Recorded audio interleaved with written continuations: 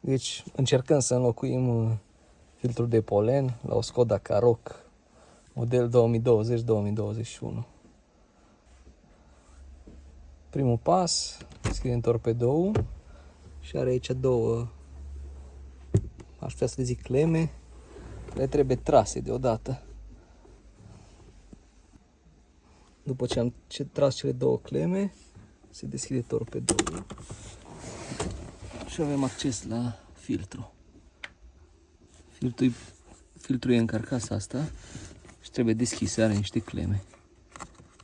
Revin după ce îl deschid. Are clemele alea de sus.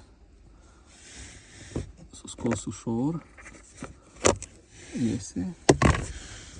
Scoatem filtrul de polen vechi, care e destul de curat.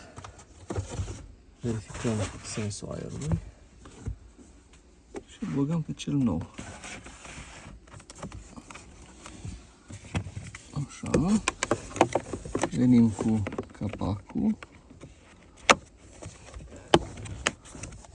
care a intrat perfect. Și de pe urmă încheiem torpedoul. Și acum am terminat. Închide torpedoul și gata.